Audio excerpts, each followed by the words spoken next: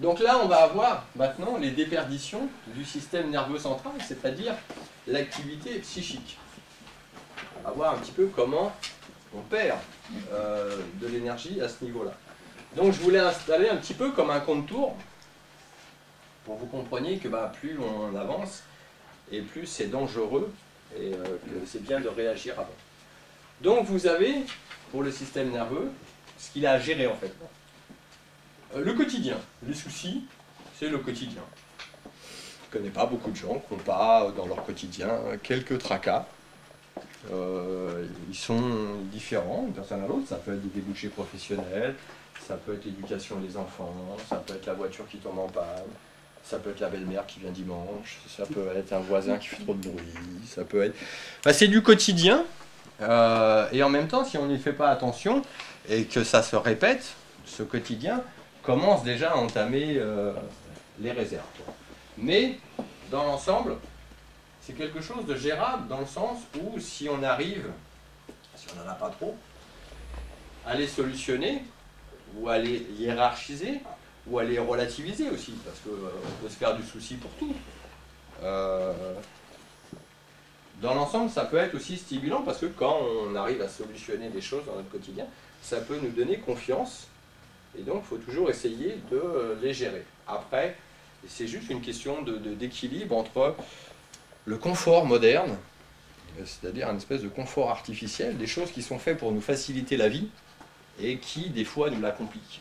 Un exemple tout bête, vous avez un volet roulant, le soir vous vous couchez avec une manivelle, comme ça se faisait dans le temps, et puis quelqu'un vous a dit, mais non, vous embêtez, regardez, vous avez un bouton, ça enferme tous les trucs. Ah ouais. Puis un jour, vous venez, vous appuyez, ah putain, ça marche pas. Voilà, c'est ça un peu le confort artificiel.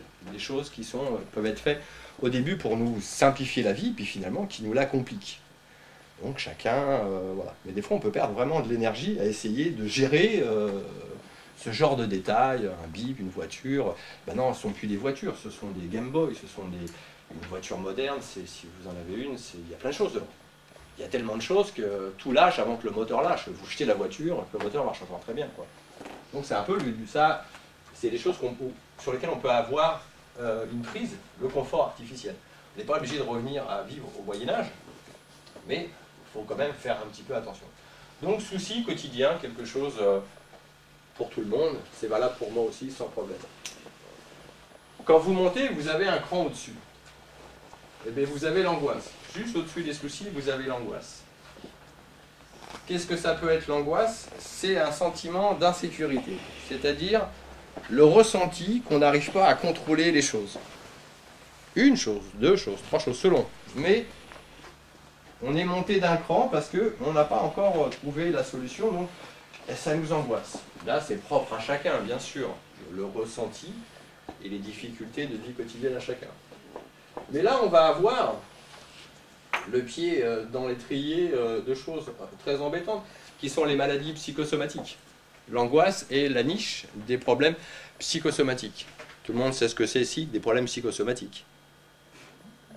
Oui, ok, oui. Enfin, c'est le corps qui exprime, qui tente d'exprimer ce que la tête n'arrive pas à exprimer. On va t'aider, on t'envoie. Et donc ça veut dire qu'on n'est pas vraiment malade. On n'est pas en bonne santé non plus. On n'est pas vraiment malade, mais si on va chez le médecin n'est pas formé à la maladie psychosomatique. Le médecin il est formé à la lésion et c'est comme ça qu'il fonctionne. Donc si on soigne dans la maladie psychosomatique un symptôme quelque part, temps de le soigner, et bien après il va se transférer ailleurs. Le corps essaye d'exprimer, voilà. L'angoisse essaye d'exprimer par le corps ce qu'il ressent. Donc ça c'est déjà ennuyeux parce qu'en fait là on commence à être pas compris par les gens. C'est-à-dire on dit ah bah j'ai mal là, mais c'est dans ta tête. T'as été voir le médecin, t'as fait des analyses, ouais, il n'y a rien. C'est dans ta tête. Donc là on passe déjà pour un couillon. Si on n'a rien, on a mal, mais en même temps on n'a rien. Donc là, on est dans le problème psychosomatique. Quand on monte un petit peu, si on ne solutionne pas ça, ça commence déjà à prendre la tête, le système nerveux, on arrive ici sur l'idée fixe. L'idée fixe, elle se développe comment? J'allais dire presque simplement, par le manque de sommeil. Par le manque de sommeil. si vous ne dormez pas assez, si le cerveau ne se nettoie pas. C'est-à-dire que quand vous dormez, tout se nettoie. Tout se régénère. Il y a un grand ménage, il y a des trilliards et des trilliards de cellules qui meurent, qui se renouvellent, des lésions, il y a plein de choses qui se font. Et le cerveau n'échappe pas à la règle. Il se nettoie. Ça, c'est un grand mot, hein, mais il se nettoie. Et si on ne dort pas assez, en partie, ne se nettoyant pas, il n'arrive pas à élaborer de nouveaux réseaux neuronaux, c'est-à-dire de nouvelles connexions pour trouver un échappatoire aux problèmes qu'on a. L'idée fixe revient toujours, je suis malade, ou je suis au chômage, ou je suis seul, enfin, je schématise un peu, c'est pour que vous compreniez un petit peu, voilà, sur cette idée fixe-là. Et le manque de sommeil va entretenir ça parce que on ne donne pas au cerveau la possibilité de se nettoyer pour élaborer de nouvelles stratégies. Voilà. Vous voyez ? Il ne peut pas penser tout le temps. Donc, le sommeil est important et complètement relatif à chacun. Il y a des gens qui s'en sortent très bien avec 5 heures par nuit. C'est formidable. Il y a des gens qui ont besoin de 10 heures. Le côté compliqué, c'est qu'il faut essayer de comprendre qu'on ne vit le lendemain qu'avec l'énergie qu'on a emmagasinée la nuit. On dépense l'énergie de la journée et on la recharge la nuit. Et il n'y a aucune honte et aucun problème à avoir besoin de 8 ou 9 heures ou 10 heures de sommeil. C'est comme ça. C'est comme ça. Mais si après on se lève et qu'on est frais et dispo et qu'on peut faire plein de choses, on profite de la vie. Donc voilà comment on monte un petit peu et comment on finit par pomper une énergie et à dérégler un petit peu le système nerveux pensant. D'accord ? Est-ce que c'est clair pour l'instant ? Hein ? Ok. Et donc après on avance dans notre contour. Et donc là, on arrive au surmenage. Tac, tac, on ne dort pas. Surmenage. Le surmenage, tout le monde sait ce que c'est le surmenage. Mais en fait, on ne se lève pas un matin en disant « Oh, je suis surmené ». Non. C'est annoncé des semaines, des mois, voire même des années en avance. En arrière, pardon. On est fatigué, c'est annoncé très longtemps. Mais en fait, cette annonce de grande fatigue, on ne veut pas accepter ça. On veut la combattre. On n'accepte pas, dans notre société, d'être fatigué. Il faut toujours aller de l'avant, faire des choses, etc. Donc le refus d'une information du corps qui vous dit « Ouf, j'en ai marre », on combat ça avec, en fonction des préférences de chacun, avec du café, avec de l'alcool, avec de la cigarette, avec des drogues, avec des médicaments, avec, etc. pour relancer la machine constamment en disant « je ne suis pas fatigué, je prends ça, etc. pour continuer à combattre ce surmenage.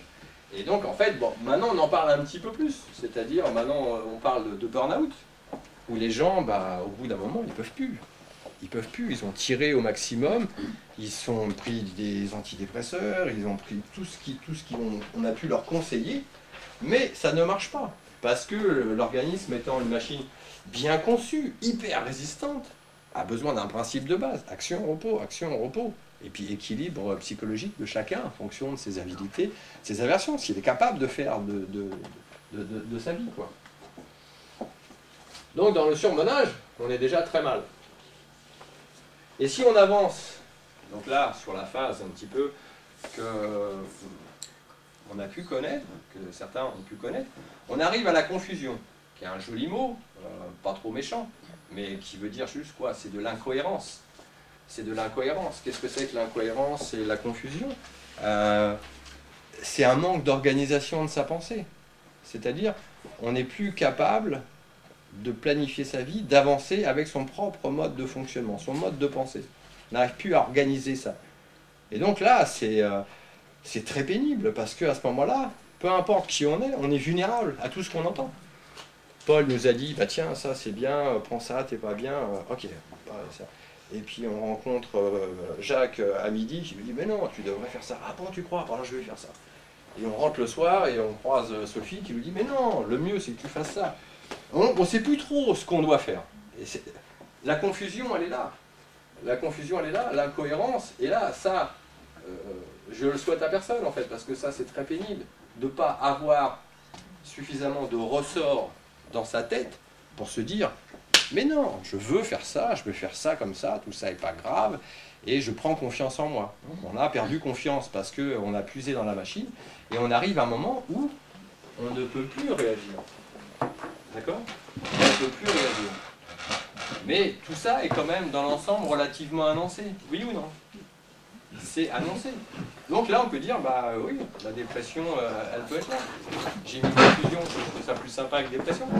Mais voilà, la cohérence et le manque d'organisation. Ok? Donc ça, ce sont les voies de gaspillage en partant de cette batterie qu'on veut absolument préserver. Est-ce que tout le monde comprend? C'est clair? Ok.